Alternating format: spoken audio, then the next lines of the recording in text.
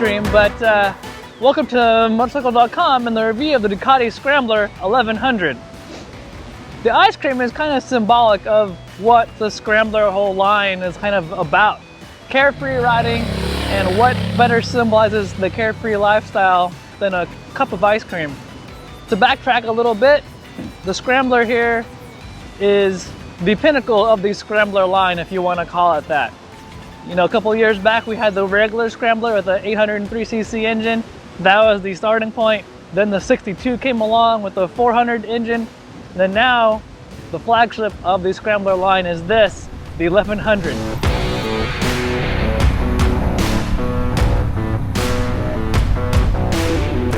Where Pepe goes, I follow.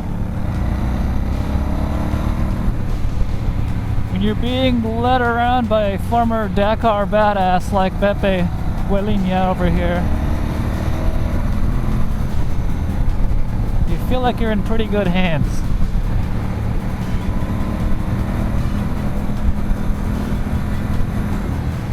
And this 1100 Scrambler, with all that torque, it's definitely one of those point and squirt type bikes. Don't gotta think about downshifting.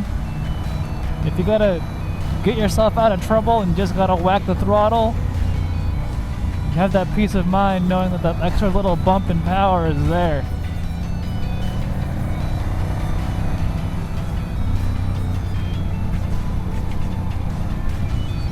And these low tapered bars are at a nice width. Anyone who's watched one of my reviews in the past knows what a stickler I am for handlebar width. This one's pretty good. I can leverage this bike through all these turns nice and easy. So far, I'm digging this bike.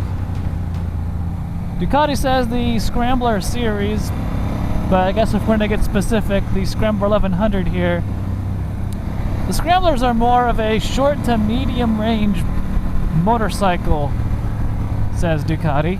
And with the lack of a fairing, lack of a windscreen, lack of luggage, that kind of thing, it totally makes sense for the Scrambler to be a short to mid-range bike. And I don't know, maybe I'm biased because I'm doing my first review back for Motorcycle.com since I've been away for a little while, but I could see this bike being my short to mid-range bike.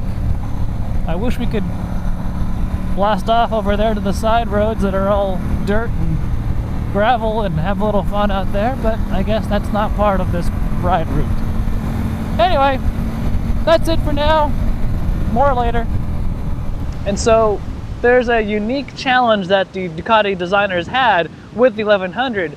They had to keep that unique style, the look and the feel of the Scrambler, but that engine right there is just a bigger motor than the 800 version. So it's a whole new frame, and by doing such, they had to pretty much lengthen the wheelbase, higher bars, taller seat, but they kept the proportions as close as they could to the original Scrambler, so that from the seat of the pants it felt just like the Scrambler. And I can tell you right now, sitting on it and riding it all day today, this one feels every bit the Scrambler that the original one did a few years back. But now let's talk about that engine. At the heart of the Scrambler 1100 is the 1100 engine, borrowed or at least based on the monster 1100 Evo from a few years back.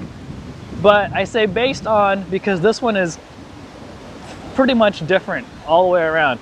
The bottom end's the same, the cylinders, the pistons, the conrods, so on and so forth. The top end of the engine is all new. The cylinder head design is all new. It's still, of course, the Desmo valve actuation. Another big difference though, the single throttle body on the 1100 Scrambler versus the dual throttle bodies on the Monster. But you still have the dual spark head, but just the single throttle body versus the dual throttle body on the Monster before. The reasoning for that was Ducati was really aiming for this bike to have a very broad torque curve, accessible from a very low RPM, and they nailed it with this one. Peak horsepower is available at like 7,000 RPM, it's really low, and torque is just so broad and so wide and available really down low. Makes this a really fun bike to ride in this sort of setting, on the streets, around town, in the city. It makes you really lazy with your shifting because you just keep it in one gear and go. Such a fun bike. Look at that view. Whew, so beautiful. But anyway, back what I was saying, the standard Scrambler like had this jerky on-off fueling, and with this one, it's so clean. That coupled with just the broad amount of torque, it's so awesome. Makes this package really, really rider friendly and a lot of fun. Uh-oh, someone fell down.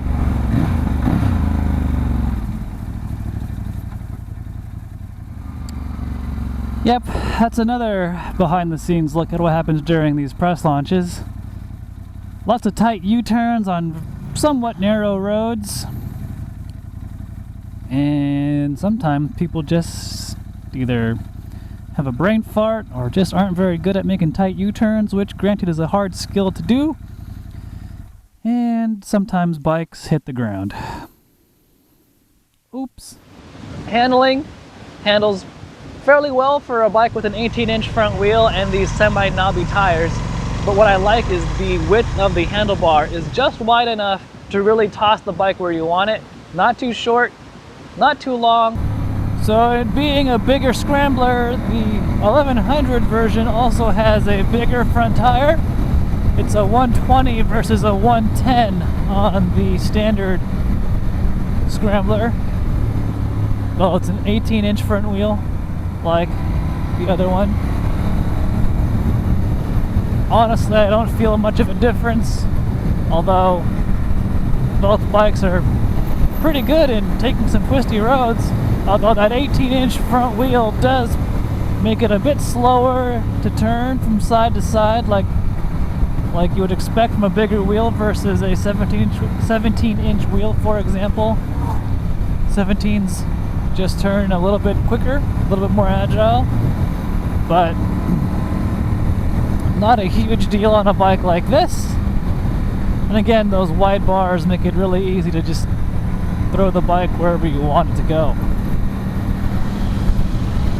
As far as braking power goes, you can probably see this hose. It's a steel braided brake line for the front. Cornering ABS is included with this bike. You got Brembo calipers, 4-piston calipers on 320mm discs. Stopping power is superb. At times it could even be a bit too much, but I'm not complaining. I'd rather have too much brake and modulate it than not enough brake and be hammering the brake lever whenever I have to. The steel braided line definitely helps provide a really solid lever feel, both top and bottom. I do have a confession to make. The original Scrambler from a few years back didn't really strike home with me. I just didn't latch on to it. But this 1100 Scrambler, I'm really digging this bike. The styling looks awesome. The engine is killer. Electronics, the 1100 version. Power modes, ride modes, traction control, cornering ABS, has all of that. The power and ride modes you can adjust independently. There's a lot of really cool features that even like the performance oriented Scrambler type of rider, which I might even include myself into now, would appreciate. You can just attune so much and still have just that raw, unrefined, joyful motorcycle to ride. And so some other notable things about the Ducati Scrambler 1100. 1, there's an IMU. 2, there's different ride modes and power modes, and you can adjust the two independently, which is really cool. The thing with the ride modes, though, is they've renamed them. So now you've got Active, Journey, and City. That kind of coincides with the mentality that Ducati has for the Scrambler. Scrambler is not a performance-oriented machine like the rest of Ducati's lineup. They're not race-oriented. Scramblers are meant... God damn it. Scramblers are meant for the joy of riding. like passing slower cars. And so by renaming the ride modes Active, Journey, and City, it kind of reinforces the mindset that Ducati wants you to be in when you're riding the Scrambler. So Active is full power, no babying of the, no reducing of the throttle input. It's almost a direct 1-to-1 ratio. Journey is also full power, but throttle application is a little bit softer.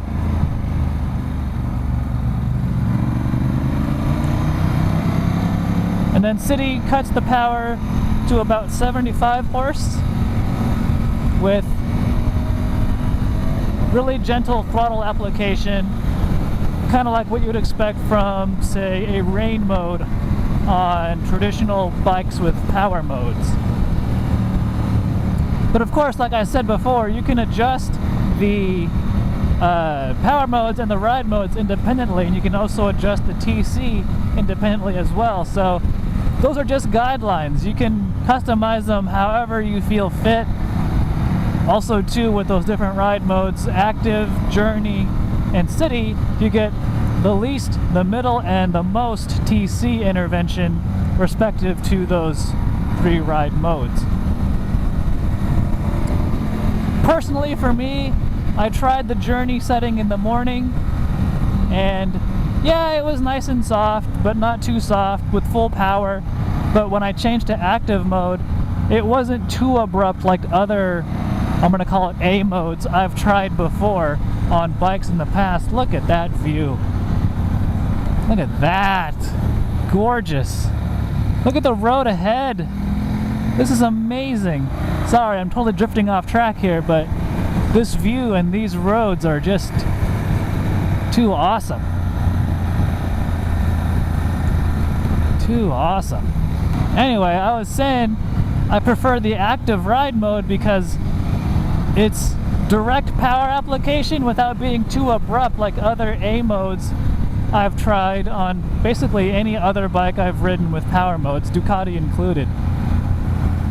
So kudos to Ducati for really cleaning up the electronics and the fueling. It works really well. The A mode, or hell, all the power modes do their job as advertised, and the A mode isn't too abrupt.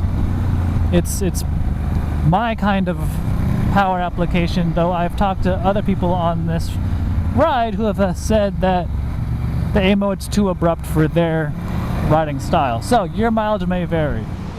Talking about price, the Scrambler line starts anywhere from 12 and goes up to 14 for this custom special here. That price might put some of the younger buyers that Ducati is aiming the Scrambler line towards, might put the younger crowd out of reach for this bike, but if you have the cash, this is a really rad Scrambler to ride. Anyway, more of my thoughts will be available on Motorcycle.com, but for now, Ducati, great job with the Scrambler 1100.